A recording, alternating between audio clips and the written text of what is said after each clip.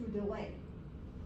You know, so they're requesting more information, they're denying things, and that means that we have to go back. And I'm going to continually reiterate this, because people forget, is that, you know, I am not taking away from our direct care providers that are patient advocates, but people do not think that business office staff are their advocate, and they are.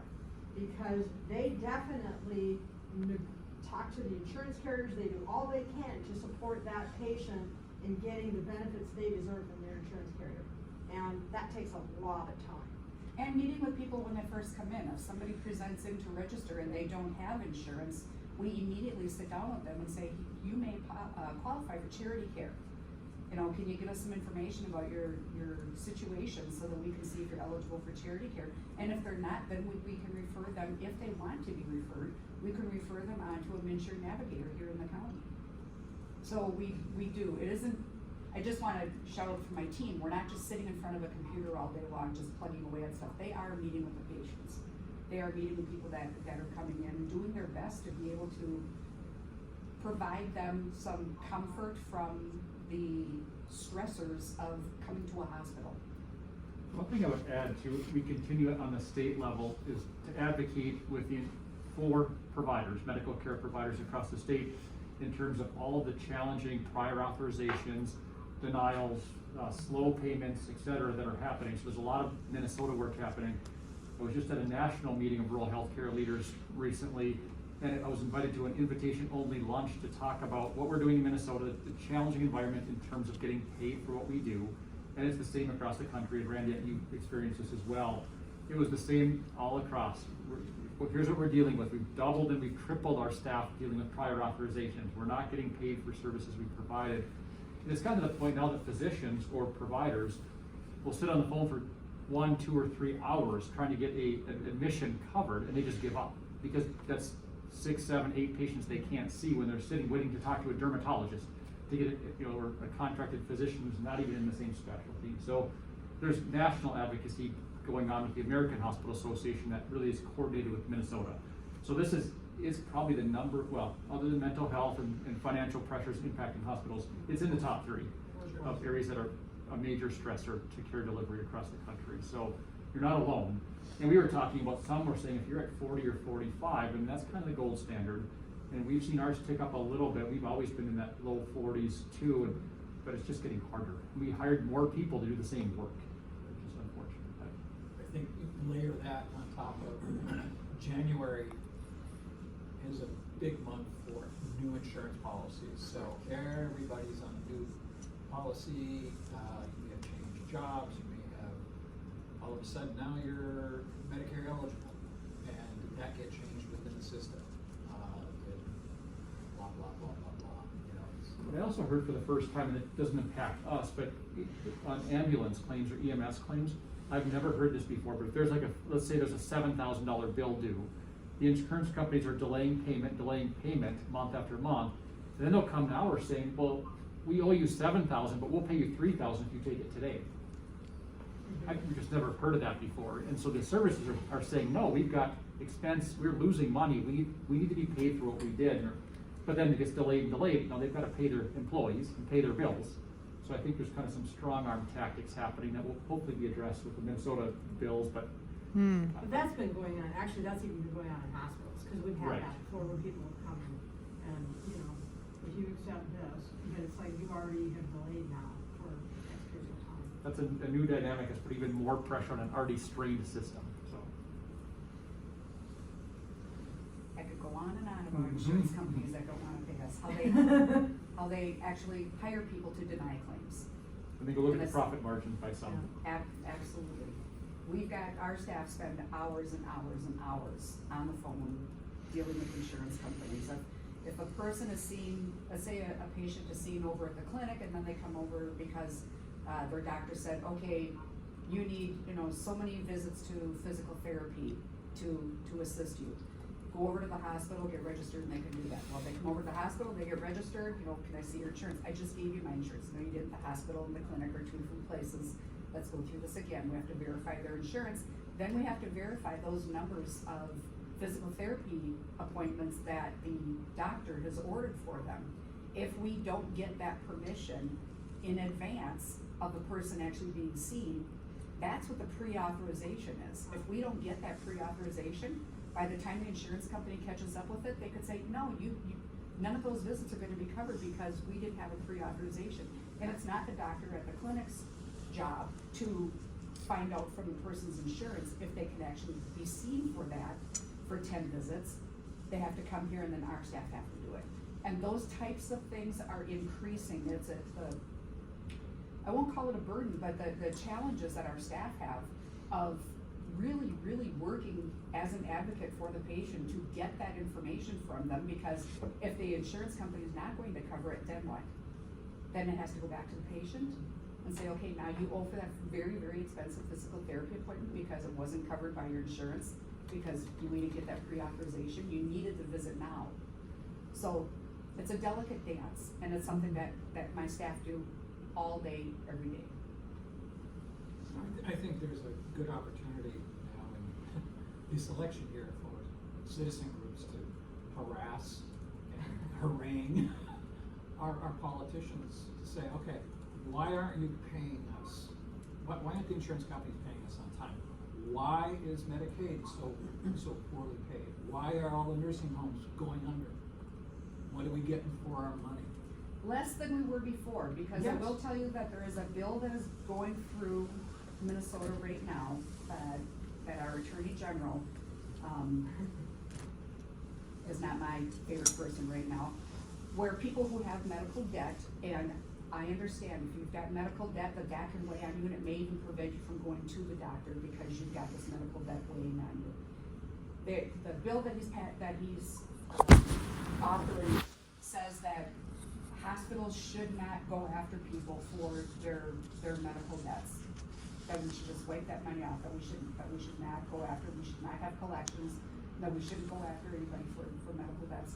And now you're taking a look at our finances here, what can we do? We can't refuse somebody because they have existing medical debt.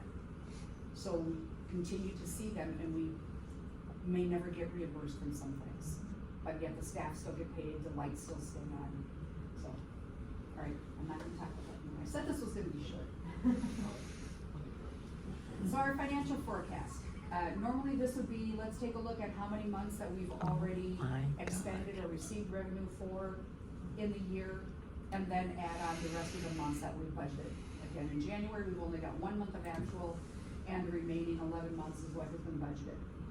So we're looking at where we expect to see at the end of the year based on just 1 month's usage. Our total operating revenue is forecasted to be 1% greater than what we had budgeted. Expenses should be roughly the same. Income from operations is expected to be a loss of $2.5 million. Our net profit for the year is expected to be a loss of about $1 million. I have a quick question, just for the care center, as far as our reimbursement rates go. How far underwater are we with Medicaid, with the payments? What do they actually pay us, and as compared to our costs? So if we, Well, we'll get to that detail, I'll get to that detail, at some point. at some point, because it's a whole lot more Yeah. complex. Now, one of the pieces that I think is really important, because you say Medicaid, and that's a really unfair thing in the state of Minnesota. Because the state, our legislators are the ones that determine what nursing homes are paid. Whether you're Medicaid or private pay, okay? So, it's called equalization of rate. There are 2 states in the United States that have that, we are one of them, okay? I don't have a conceptual disagreement with that. What it says is that if you're we use RUG classifications, resource utilization groups. So let's just say you're a reduced physical functioning 1, okay? And if you're Medicaid, you get paid X amount. If you're private pay, it's X amount. Because it says, hey, you use the same resources. So private pay people shouldn't have to pay any more because of that. I understand the concept, but it was always predicated on the fact that it would be appropriately reimbursed then. Okay? And it is not been. And we can show you that detail, but it's somewhat complex, and we can put that together and give you a presentation on that next month. Well, that would be helpful. I think that's an important thing, particularly at the state level, where we heard earlier about all these care centers going under, and I know there's legislation or talk about, you know, who's gonna be the backup? Is the state gonna be the backup? Again, in general, when we look at, when we have to do by divisional losses, care center loses $1.8 to $2 million a year. So, I mean, that's what we have by keeping the care center, it's because, it truly is because of a lot of really weird regulations, and we can give you that Sure. primary then. That's important, 'cause that feeds these numbers. It very much needs to be. But I think It is also why, and just as a reminder for all of you, it is also why we've had that whole conversation about how can we take a part of the nursing home, a wing of that, and change essentially it from a nursing home to a part of the hospital. Same patient, same staff, same whatever, but rather than having to allocate expenses that are reimbursed by Medicare at 101% minus 2% sequestration, to an area where we get a loss. And so that was that whole premise of seeing if we could do that. That's been a challenge with Minnesota Department of Health, and so we're still working on it. But the thought was it could reduce the loss by $800,000 to $1 million. So that's the whole rationale for that. We've at least got the legislation got through that we can increase our bed capacity to 25, which would allow that. But now we have to get the Minnesota Department of Health to jump on board with that. And that has been more of a challenge. 2 weeks ago, I talked with somebody from the Minnesota Department of Human Services, DHS, because they're a payer. And her comment was that I don't think we're the problem. DHS is not the one. She gets what we're trying to do. And also understands that we think it's important to have a nursing home in Cook County. And so how can they help us try to minimize our losses and not cost the state any money? The big piece is what we're proposing does not cost the state any money. The one comment I was gonna make, Bernie, to your point, I think the fundamental problem in all of this is if the reimbursement mechanism can't be fixed for long-term care, it puts the industry at risk, which I think Kimber's spoken to very well. But what we're hearing across the state is hospitals that have skilled nursing facilities are getting to a point now where they're saying the math just doesn't work anymore. Where before you could subsidize it partially or probably partially, but now with all the costs of expense going up everywhere, there just isn't enough money left. And then your decision is, if the reimbursement's inadequate and you continue trying to subsidize but you can't, you put the entire organization at risk versus just the nursing home. And that's what I think you've seen in some other organizations have said, we can't lose the entire hospital, ER, outpatient services trying to subsidize, so therefore we're closing it. Now, but there's unique challenges in that. If there's one down the street, it's an easier decision. If there's not another one in the county, it's a much harder decision, but the same concept is still there. How long can you go before you cross the threshold where you can't recover? So reimbursement has to be fixed. So, and in the financial statement, if you go back and look at our payer mix, and that's a big thing to really point out, is that in the past, your private insurance, the commercial insurance, that's where you could make some money and you could subsidize, okay?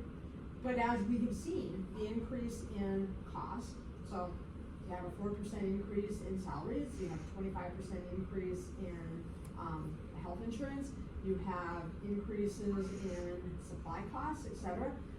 The commercial insurers are not giving a commensurate increase in what they're paying us. And we're even trying to have that negotiation, and we're just not getting there.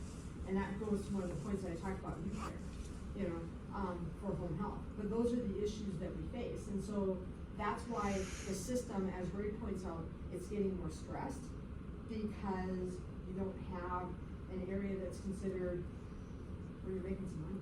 Yeah, so you can have a high-performing organization, watching costs, everything, you've got everybody dialed in. And because we can't fix the reimbursement rates, down you go. And as I explained to the finance committee, we are in what I call a catch-22. Yes. So we do have a waiting list of people trying to get into the care center. they wanna move in. However, that would be great for us because the more people that we can get into the care center, the more revenue that we'd be able to pick up. We are at the limit of how many people we can have in the care center with the staff that we have. We need more CNAs. So if we can't get the CNAs to come here and to work here, we can't increase the revenue because we can't take in any more residents. So this is the catch that we're in right now. But it's not a North Shore Health issue. No, The no, staffing, no. because if you look at the report that MHA put out across the state of beds that are not available in long-term care, which is, it's across the entire state and is significant because of CNAs and all the other support staff. These patients are now stuck in tertiary hospitals and acute care hospitals with nowhere to go. So this bottleneck is costing hospitals even further because of the impact in skilled nursing. So this thing's all connected. But before you think, we'll put more CNAs in long-term care. Well, there aren't any. People aren't going through the programs. We can't hire them in hospitals where typically we could have before pretty easily. So it's impacting us as well. But it's a revolving issue that, look at the Hennepin County report about the patients that are stuck in Hennepin County Health Center that cannot go anywhere, and the patients they cannot take now that are traumas and strokes and other, they just said, we're closed, we have no beds. So it's a big issue. So call your representative, Now's the call your time. politician, and Absolutely. We're gonna continue Screen advocacy every day through the session. screen out. So taking a look at the pretty graphic, the red line again is, the red line is 0. So everything that you're seeing is below 0. The yellow line that you see, that was our profit in 2023 in that yellow line. So obviously it started out below 0 and then it just kept on going for the rest of the year. The green line is where we have budgeted for 2024. Just for the month of January, that's the blue dot. So you can see that we are better than what we had budgeted, but we're still below where we started last year, and we are not above the red line. I say that with a smile because otherwise I would just cry. Any questions for me from the board? Yeah, could I get a copy of your slides? Sure, sure. I'd like to show that to my financial advisor. Say hi to Doug for me. He'll be real impressed, because he thinks you're doing great work. Okay, do we have any other questions for Lori? If not, I need a motion to accept her financial report. Second. All in favor? Aye. Okay,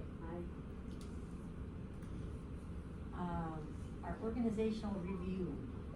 Lucy, you had something you wanted to add. Yeah, during the break, I was asked to clarify, in my presentation, I said that communication is the worst thing in North Shore Health. When I want to clarify that I'm speaking of the communication between whether it's coworker to coworker, coworker to leader, it's just in that employment piece.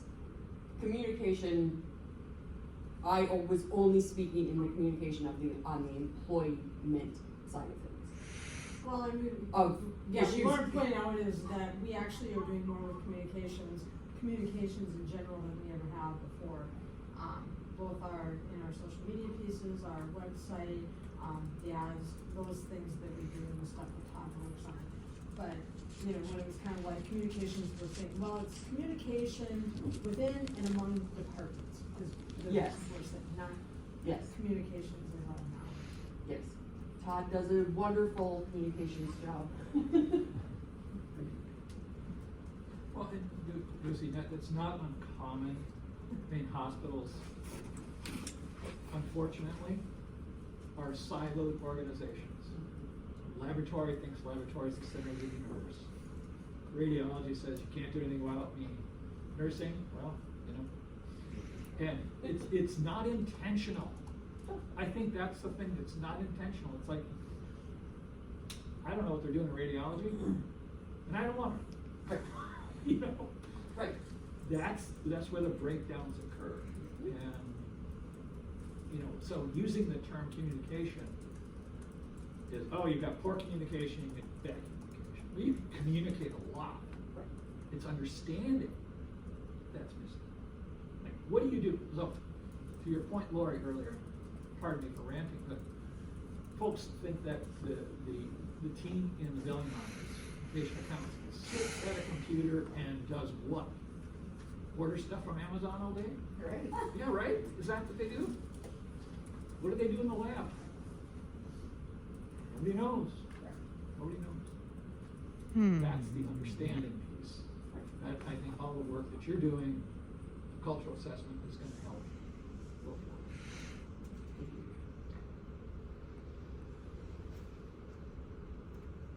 So, under organizational review and the rules on business update, so we have, been in contact with, the National Health Association and Stroudwater, and so they are doing their work on the back end and are waiting to schedule a, kickoff call with us. I just recently asked when can we expect that, and they still haven't given me an actual date, so we are still working forward on that. You saw in Goose's presentation, the next steps with Bill Axier and the, culture survey, so that piece is also ongoing. And then, we also had the presentation from her about the, employee engagement survey, and kind of, the next steps as to how would you like us to proceed, and who would you like us to work with?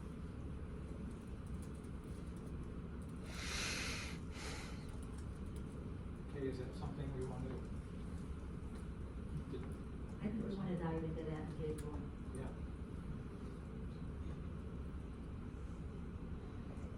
So Lucy gave us two options that she has looked into, the Press Amy and the What? Lucy has given us two options that she has narrowed down to. The Press Amy and the, Workforce research group. I was trying to come up with resource first, and I knew that wasn't right, thank you. So, I think that we need to decide which group we would like to go with. I think that's where where we need to go next so that we can continue to move forward. I think I like the workforce because there is more help with the input to help us decide the information and make plans for that.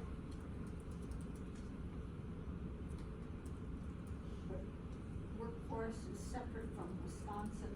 Wisconsin would give us the overview, and then we could work with workforce, which I agree with Patty. Reverse. Workforce first, then rural Wisconsin Health Cooperative. So first it's workforce research group, then it's the rural Wisconsin Health Cooperative. I thought it was the other way. No, they have to have the information first before they can work with it. And workforce will get the information. Okay. We already work with Scott. Yes, we do.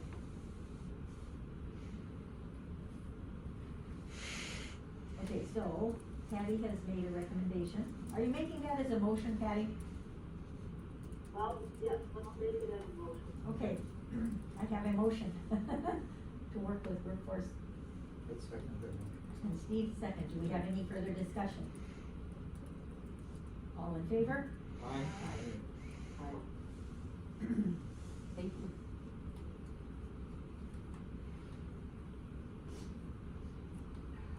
And Bill Oxier's thing is going to get started possibly tomorrow, but within the next few days, that will get started. Yep.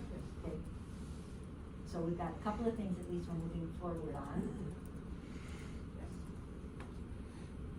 Okay, did we have anything else we needed to handle under that? Okay, then under new business, Mary brought up the speaker system, and I'm not sure that everyone is aware of what has happened, so I want to kind of go over this. We had an offer of someone, because of perhaps because of the amount of people in the boardroom, or Mary says that it's just not good in here. Of someone offering us a speaker system to be able to use for our board meetings. I contacted our IT person and I asked for, something, can you give me some idea of, this might be something that we could use, or, do we have to come up with something else? And the comment was that they need to look over what this speaker system is because of what there is in this room already and how we can work with things. And that was presented back to the person that had offered it, and we have not heard back any specifics yet as far as what the speaker system is, so that we can get it to Greg so we can look at it. Well, perhaps we can give our, go ahead with the idea to proceed. Well, we really can't proceed until we have some specifics, because if it won't work, then we need to be looking at something else. Yes. So we kind of need to have some idea of what it is before we can say, yep, this is great, or geez, if we could just do this, then it would work. Well, and I think the piece is that in accepting donations has become a greater concern of items, because we have had people offer to donate things to us that we can't use. And then therefore, we end up being the ones that have to dispose of them. And so our standard has been, please tell us what you'd like to donate to us. And I would give an example, like scooters. There are people that would like to donate their scooters to us. And scooters, like little scooters that, Who's gonna ride those? again, people would like to donate that. We've had that conversation with physical therapy about, would we have, and they're like, no. Okay? Because if somebody drops it off and it becomes ours, we're the ones that have to deal with trying to take care of it. So we have just made it a standard practice of, tell us what it is you want to donate, so that we can check with the department that would work most closely with that, so that we can then accept it or tell that person you can't use it. And there are some things we haven't used. What if we could say, we think a sound system is a good idea? Can we say that? And, like, do we think a sound system is a good idea for this room? Randy, are you having any problems in here? No, I don't think, sound system is necessary. Unfortunately, some folks have hearing disabilities, that's just the way it is. I think if we speak louder and we can tell each other what we need to tell, that's great. I don't know how big it should be. If it was a big auditorium, sure, but I think this room is plenty good size. My opinion, that's it. Steve? Yeah, I find it people speak loudly and they enunciate. Are you here, honey? No, can't hear Can't really hear at a all. damn thing.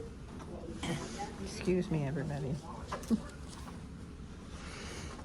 Okay, and Patty, that apparently is a problem with you, because people are saying they're not hearing you right now. Well, I'm here. Patty is also saying that she doesn't say that that's an immediate need, because if people would just speak up if they could be heard. Okay, Steve?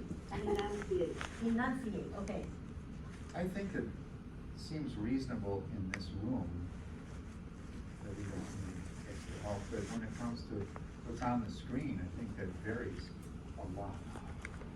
As far as what you're With hearing. dealing with their system that we have now on screen can be quite difficult. Okay. And I don't sit in the back over there. Yeah. So, and I saw some gesticulating from. I mean, if I can make one public comment just because we used to be able to. No, Apparently fine, not. don't open it up, but I Thank you, couldn't be more thank you, sad sir. at what just transpired. Just buy one. Mary's got a great point.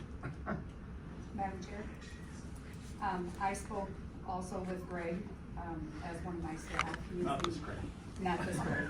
As one of my staff, he is the IT coordinator for the hospital and care center.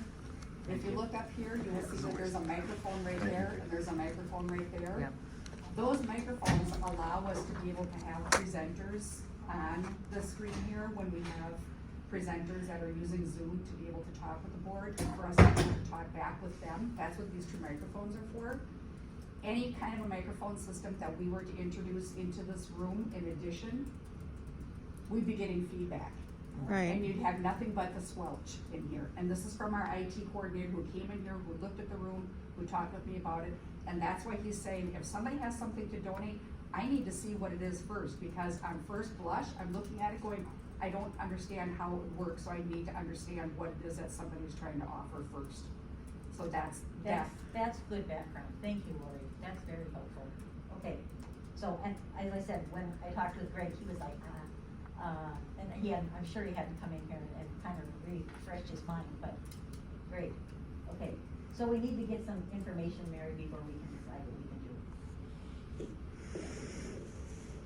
Mhm. Well, I know that when I have been on Zoom at home, listening to this meeting, it is extremely difficult to hear what's being said. Now, Patty, you're hearing just fine. And in the past too, but I've had working from here today, and it is much better. And it might be because I'm kind of at the end of the line with me. I'm having a much easier time hearing today. Okay, she's saying she's having a much better time hearing today than she has in the past. And Kimber just turned her up, so we should be able to hear her better if she speaks Yeah, up. because there was a real variation. Patty, when you first came on, the sound was, your sound was really loud, and it even had a little back feedback. But now I'm having a hard time hearing. It should be better now. Okay. When I Okay. first came on, I was on my phone, now I'm on my computer. Okay, all right. She's not like Computer, rather than her phone. No, it's too loud. Yeah, she was really, letting us have it. Okay, so, that, and we already did the ambulance, so that covers our new business also. We're up to the management report. So, You have a copy of the management report, that we sent out. I would be happy to answer any questions that you have. I wanna say, yay, Jason! Yes. Yeah, that would be the actual piece to really highlight, is that, Jason has, joined the ranks of the, Leadership Academy graduates. And, I think a very nice endorsement is that he was also asked to serve as a mentor for next year's, Leadership Academy.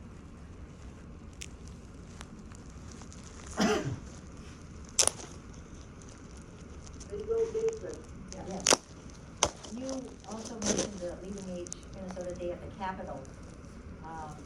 I know that you have gone down in the past. Mary, weren't you I there? went down last year, and it was great. I would really like to see an organized effort on our part to write these letters that are, and I know you gave me one outline that you said, starred 1 or 2 stars on topics, but I think we should all be aware of that, and we should be talking, and communicating with these legislators.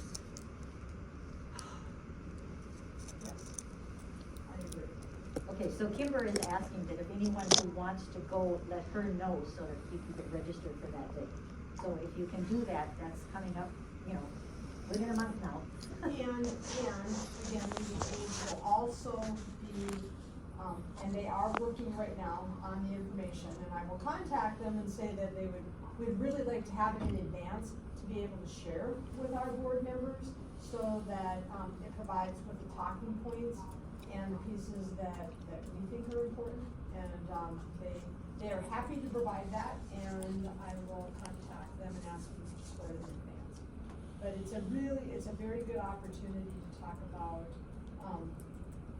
the importance of healthcare, long-term care in particular, but healthcare, in Cook County, with our Cook County legislators.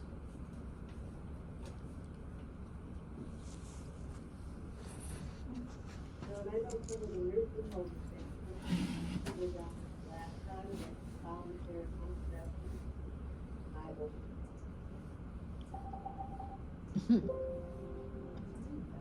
Okay, Patty, the last part of what you said, I kinda lost also. You said the nursing home something.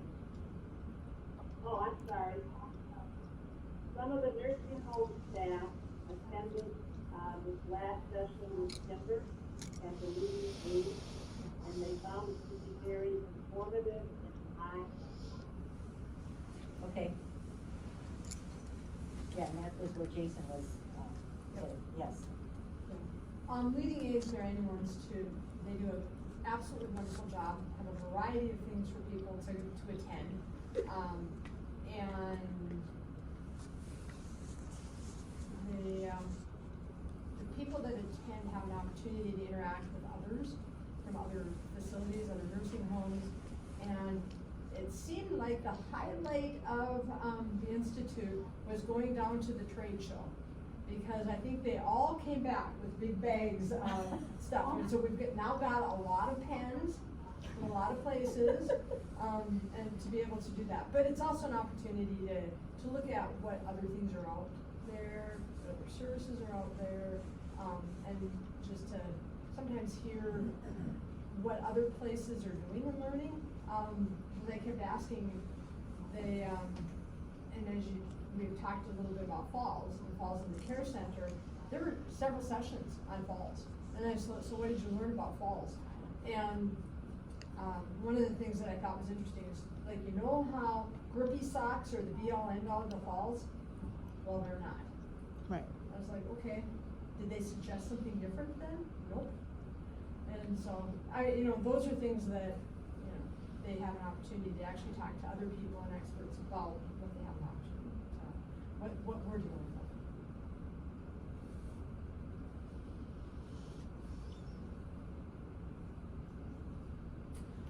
The other thing that I'd like to really point out and take a look at it is the Chartist report. That's just where I was headed. Yeah, there's just really good information in there about what's happening in rural healthcare right now. And it's, the challenges that are occurring in rural healthcare are immense, and they are throughout the system. And I, again, encourage you to look at that, because those are the things that, the concerns that we have are what we need to share with our legislators, and not just our state legislators, but our federal legislators. So, Senator Smith, Senator Klobuchar, Representative Stalin, that this is impacting their constituents. And I think that the first 2 pages of the report actually really hit home is in the percentage of America's rural hospitals, not just within Minnesota, and Minnesota's listed separately, operating in the red jumped from 43 to 50% in the last 12 months, and nearly 60% of hospitals are now affiliated with a health system. And if you look at Minnesota, we're moving up to that upper end of things. That's like, ooh, yeah. And I mean, we have had hospitals. 418 rural hospitals are vulnerable to closure. That's an impressive amount of hospitals. I mean, wow, that could be a lot of lives that you're now not being able to cover. And hospitals have stopped chemotherapy, and so far, we're still being able to do that with the nice new hoods that we got during our remodel and whatever. Well, the hospital in Ontonagon just across the way. Oh. Yes, I read that, yes. 2 in Eau Claire, 2 bigger ones that are closing in March and April, and that nobody saw that coming. Marshfield Clinic's in big trouble, No way. so. Sorry. Some, Greg, I just heard that, Sunday from our girlfriend's birthday at the care center. Some relatives came up from Wisconsin who were impressed with our care center, and they said there's a lot of places, a lot of hospitals down there closing, and they're not offering, baby delivery. yeah, that's a hot topic. The Marshfield Clinic thing's gonna be really interesting to watch, because they're big, and they're in a major financial trouble, and they're wondering if it's gonna be a bankruptcy, or selling off in parts, or a fire sale, and there's all kinds of speculation happening in the public. They're in trouble. And then Boston, yeah, the OB stuff is heating up everywhere, but again, it's that decision about what can we do and what can't we, what can we afford to keep open. Well, and part of it also is with us, it was insurance, it wasn't affording, it was like, yeah, well, we can't operate without insurance. So, yeah. And I know that we had the presentation about the rural emergency hospital, and I found this was interesting because I don't know that I realized that you wouldn't be able to participate in the 340B program if that was not there, so that was like, oh, yeah, that's another hit, and I'm not sure if Ralph had included that in his presentation at the time, did he? Okay, well, that didn't stick in my mind. Yep, reserve.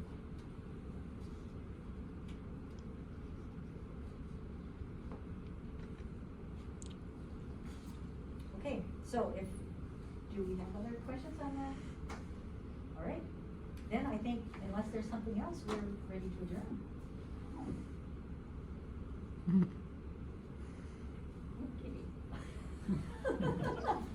We've made it through. All right, do I have a motion? Sure, I'll do that. Okay. Did Patty do that? Nope, that was feedback. All right, I have a motion, do I have a second? Second. All in favor? Aye. And we will see you next month.